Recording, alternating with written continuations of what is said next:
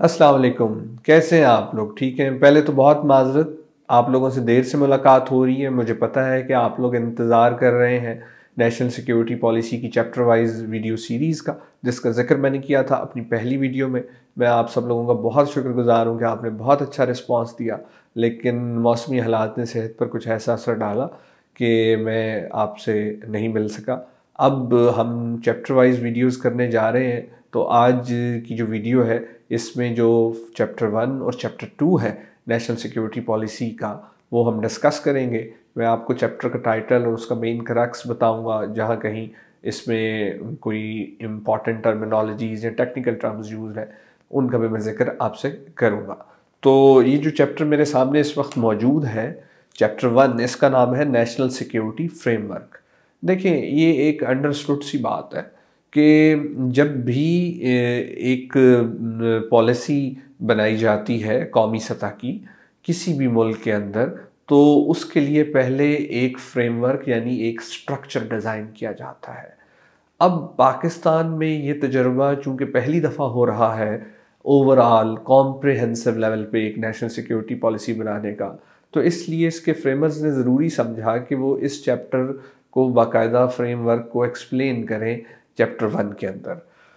अच्छा, चैप्टर 1 में बहुत सारी हेडिंग्स हैं। नेशनल सिक्योरिटी विजन है, कंसेप्चुलाइजिंग नेशनल सिक्योरिटी है, फिर उसके बाद हम देखें तो हमारे पास आ जाता है self confidence and resolve, inclusivity, whole of government approach etcetera.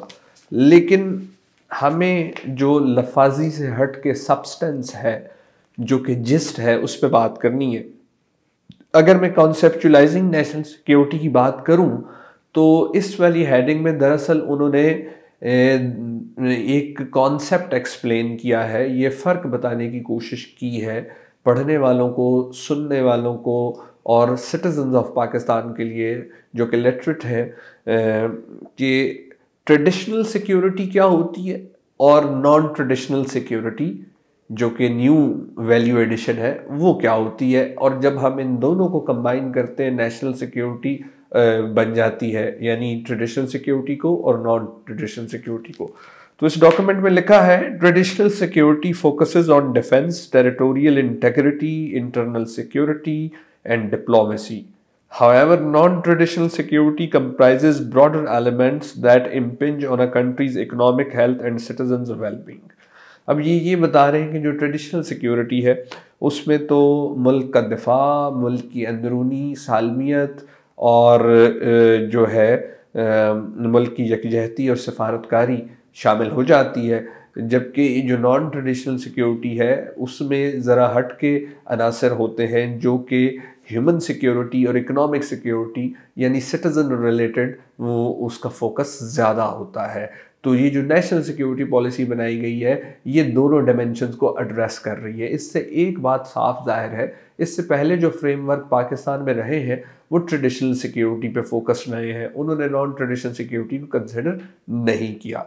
आगे चलते हैं जनाब, इसमें ये लिखा है कि ए holistic understanding of national security, one that encapsulates the entire spectrum of comprehensive national security is necessary to create sustainable solutions for Pakistan. Pakistan को जिस किस्म के मसाइल का सामना है 21वीं सदी में, उसके लिए ज़रूरी है कि एक इस तरह की जामे पॉलिसी हो कौमी सलामती की कि जो हर पहलू को जो है उसका हल तजवीज़ कर सके, उसके लिए एक लाहे अमल दे सके। तो ये जो नेशनल सिक्योरिटी पॉलिसीज़ की ज़रूरत जो महसूस की गई और जिसको जिस तरीके से बनाया गया है, डिज़ाइन किया गया है, उसमें इन तमाम पहलुओं को मद्देनज़र रख के उनके हल ढूंढने की कोशिश की गई है। अच्छा, फिर है जनाब, इन्होंने लिखा है एक टर्मिनोलॉजी है टेरिटोरियल इंटेग्रिटी। टेरिटोरियल इंटेग्रिटी का क्या मतलब होता है? टेरिटोरियल इंटेग्रिटी का मतलब होता है टेरिटोरियल वननेस, यानी हम एक खाली ज़मीन का टुकड़ा नहीं है, हम एक कौम है। और ये जो नेशनल सिक्योरिटी पॉलिसी है ये इस कौम और इसकी सरजमीन दोनों के लिए बनाई गई है, ताकि इसका जो इसका तकद्दुस है वो कायम रह सके, इसकी सॉवरेनिटी जो है वो कंटिन्यू रह सके और इसके सिटीजन्स का जो स्टेट के साथ ताल्लुक है वो बेहतर हो सके। अच्छा, फिर उन्होंने मज़ीद वाज़े किया है टेरिटोरियल इंटेग्रिटी को कि किस तरह से मेंटेन की जाएगी। वो कहते हैं कि जी territorial integrity in land, air and sea as well as the space and cyber domains will be achieved through defense, deterrence, astute diplomacy, and the building of robust space and cyber capabilities. Sustainable and inclusive economic growth will lead to the prosperity of citizens, protection of fundamental rights of all citizens as enshrined in the Constitution will be guaranteed by ensuring rule of law. अब इसमें ख़ास बात ये है कि इन्होंने ये कहा है कि टेरिटोरियल इंटेग्रिटी जो है ज़मीन पर, फ़िज़ा में, समंदर में और स्पेस यानी खला में और साइबर डोमेन में, ये जो इंटरनेट ऑफ थिंग्स है, ये जो इंटरनेट का वर्ल्ड है, ग्लोबलाइज्ड डिजिटल वर्ल्ड है, हर जगह टेरिटोरियल इंटेग्रिटी मेंटेन की जाएगी। ख़ास बात इस पॉलिसी डॉक्यूमेंट की ये है कि पहली दफ़ा नेशनल सिक्योरिटी पॉलिसी के किसी डॉक्यूमेंट में आउटर स्पेस और साइबर स्पेस दोनों को इस वेटेज दी गई है, सिग्निफिकेंस दी गई है और उनको जो है नेशनल सिक्योरिटी पॉलिसी का हिस्सा बनाया गया है। प्लस ये कि इकोनॉमिक सस्टेनेबिलिटी के ऊपर जो फोकस है उसको टेक्नोलॉजी के साथ इंटरलिंक किया गया है। अच्छा, अब फिर क्या है, Pakistan's vital national security interests are best served by placing economic security as the core element of national security. The country's security imperatives in the next decade will be driven by the need to realize its economic potential while ensuring national cohesion, territorial integrity, internal security and citizen welfare. वो कह रहे हैं कि जनाब security की जो backbone है पाकिस्तान की नेशनल सिक्योरिटी की, वो है इकोनॉमिक वेलबींग, वो है इकोनॉमिक प्रॉस्पेरिटी।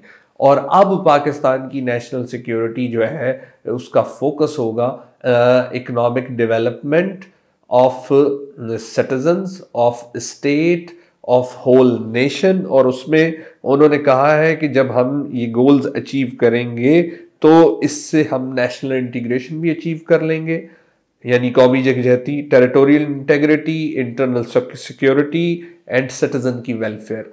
यानी ये वो कहना चाह रहे हैं कि पहले अदवार में जो पॉलिसीज़ अगर बनती भी रहीं वो सिक्योरिटी और इकोनॉमिक्स का एक अच्छा एमलगमेशन नहीं था, उसमें इकोनॉमिक एक और साइड पे थी और नेशनल सिक्योरिटी एक और साइड पे थी। इस वजह से, इस डिस्कनेक्ट की वजह से जो है ओवरऑल रिजल्ट्स अचीव नहीं हो सके।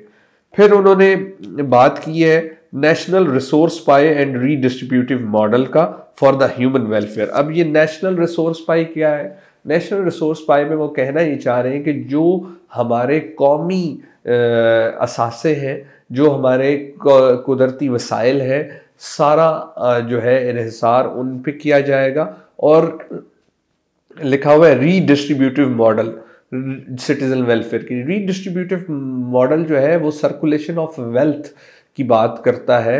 सर्कुलेशन ऑफ वेल्थ इस तरह से हो कि सोसाइटी के अंदर अमंग द सिटीजन्स जो गैप है due to their economic status वो कम से कम हो डिफरेंट क्लासेस के अंदर।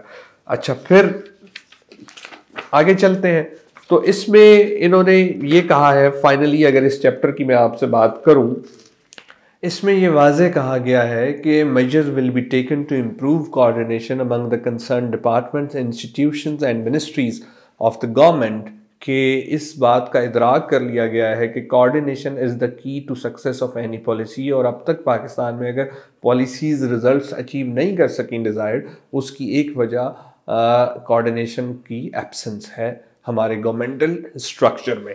फिर इंक्लूसिविटी, इंक्लूसिविटी मीन्स हम आवाज़, यानी पूरी जो स्टेट का स्ट्रक्चर है, चाहे उसमें गवर्नमेंट है, चाहे उसमें लेजिस्लेचर है, चाहे उसमें आपकी सिटीजन सिविल सोसाइटी है, सब जो है इसकी ओनरशिप ले रहे हैं और वो अपनी एनर्जी और अपनी कैपेसिटी के अकॉर्डिंगली एफर्ट्स पूल इन करेंगे और हम आवाज़ होंगे इस नेशनल सिक्योरिटी पॉलिसी को सक्सेसफुल बनाने में, इसके डिज़ायर्ड रिजल्ट्स को अचीव करने में। अच्छा, फिर वो कहते हैं strong and healthy state citizen relationship is prerequisite for nourishing this confidence.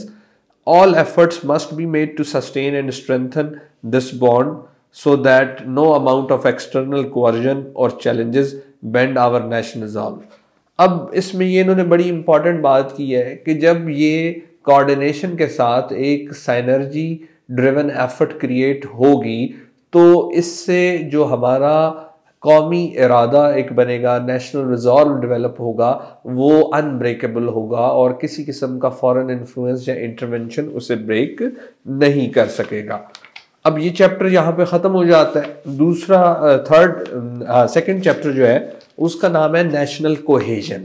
National cohesion को अगर मैं इस फ्रेज का सिनोनिम आपको बताऊं तो वो है नेशनल इंटीग्रेशन। नेशनल इंटीग्रेशन या नेशनल कोहेजन का मतलब है कौमी यकजहती। अब इस नेशनल सिक्योरिटी पॉलिसी में ये पाकिस्तान का पहला कौमी दस्तावेज है जिसमें इस बात को समझा गया है कि हम पाकिस्तान में जो रहने वाले सिटीजन हैं, जो आबादी है वो डाइवर्सिफाइड है, उसमें मल्टीपल एथनिक ग्रुप्स हैं, उसमें रिलीजियस माइनॉरिटीज़ भी हैं। तो हमारी स्ट्रेंथ डाइवर्सिटी है और इस डाइवर्सिटी को हमने अपनी स्ट्रेंथ ही बनाए रखना है, इसको अपनी लाइबिलिटी नहीं बनने देना। वो कहते हैं जी Pakistan ideology as enshrined in the constitution and our diverse culture inform the identity of our citizens and provide them with a sense of pride and national esteem. Unity in diversity. Divisive discourse around ethnic, religious, and social differences is a concern exacerbated by disruptive external support that aims to undermine national cohesion and incite disharmony on issues of identity. यानी इस document के अंदर उन्होंने focus किया है कि पाकिस्तान में जो जोग्राफिकल डिस्पैरिटीज़ हैं वो एग्जिस्ट भी करती हैं और नई नहीं हैं। पाकिस्तान में अनइवन डेवलपमेंट भी है और सोशो इकोनॉमिक डेवलपमेंट को बेहतर करने की ज़रूरत है अगर बचना है एथनिक फॉल्ट लाइंस के बैड इम्पैक्ट से, अगर बचना है एथनिक और रिलीजियस प्रेजुडाइसेस से, अगर जो है हमने फॉरेन इंटरवेंशन जो कि एक्सप्लॉइट करती है हमारी एथनिक फॉल्ट लाइंस को, हमारी रिलीजियस जो है अपना सेक्टेरियन वीकनेसेस को जो एक्सप्लॉइट करते हैं, अगर उस फॉरेन इंटरवेंशन को हमने रोकना है तो उसके लिए जो है नेशनल कोहेजन अचीव करनी होगी। और नेशनल कोहेजन कैसे अचीव करेंगे? वो अचीव करेंगे अगेन एक कंबाइन एफर्ट से जिसमें लॉन्ग टर्म पॉलिसीज़ बनाई जाएंगी और उन पॉलिसीज़ के थ्रू कल्चरल हेरिटेज को यूटिलाइज किया जाएगा और सोशो इकोनॉमिक डिफरेंसेस को ब्रिज किया जाएगा ताकि नेशनल कोहेजन का ड्रीम जो है अचीव किया जा सके। और उसमें उन्होंने कैटेगोरिकली मेंशन किया है कि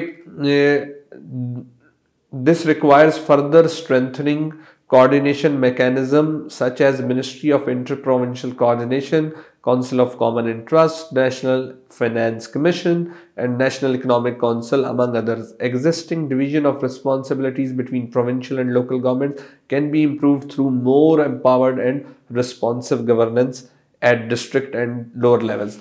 अब देखें उन्होंने वाज़े अंदाज से कह दिया है कि हमारे पास इंटर प्रोविंशियल कोऑर्डिनेशन के मैकेनिज़म्स तो मौजूद हैं, पूरी बाकायदा एक बैनुल सूबाई राब्ते की मिनिस्ट्री है, नेशनल फाइनेंस कमीशन है, काउंसिल ऑफ कॉमन इंटरेस्ट है और नेशनल इकोनॉमिक काउंसिल है, पर इस सब के बावजूद इनके दरमियान कोऑर्डिनेशन बेहतर करने की ज़रूरत है। ना सिर्फ ये बल्कि लोकल लेवल पे, डिस्ट्रिक्ट लेवल पे जो लोकल और प्रोविंशियल गवर्नमेंट के स्ट्रक्चर्स हैं उनके दरमियान भी कोऑर्डिनेशन और उनकी गवर्नेंस कैपेसिटी डेवलप करने की ज़रूरत है। तो हम नेशनल इंटीग्रेशन या नेशनल कोहेजन का जो गोल है वो अचीव कर सकेंगे और जो सिंगल आइडेंटिटी हमें रिक्वायर्ड है पाकिस्तानियत की कि हम पाकिस्तानी हैं, फिर हम उन तमाम डाइवर्स आइडेंटिटीज़ को उस सिंगल आइडेंटिटी की तरफ ला सकेंगे। अब आखिर में ये चैप्टर बहुत छोटा सा है, कंक्लूड हो रहा है नेशनल कोहेजन वाला चैप्टर। यहाँ पे लिखा हुआ है A responsive and efficient public sector geared towards meeting demands of citizens in the 21st century, especially through focusing on devolution to the local levels and e-governance.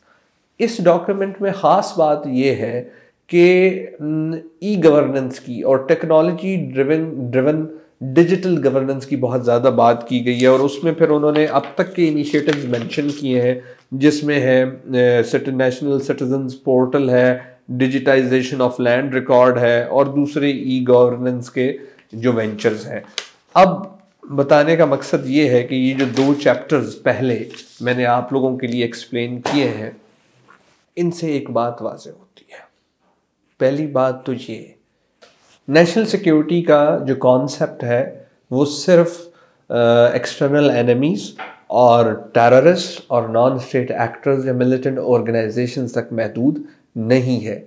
इसके अंदर पूरी स्टेट का स्ट्रक्चर, उसका गवर्नेंस मॉडल, उसकी government की का style और उसके सिटीज़न की वेलफेयर भी आ जाती है।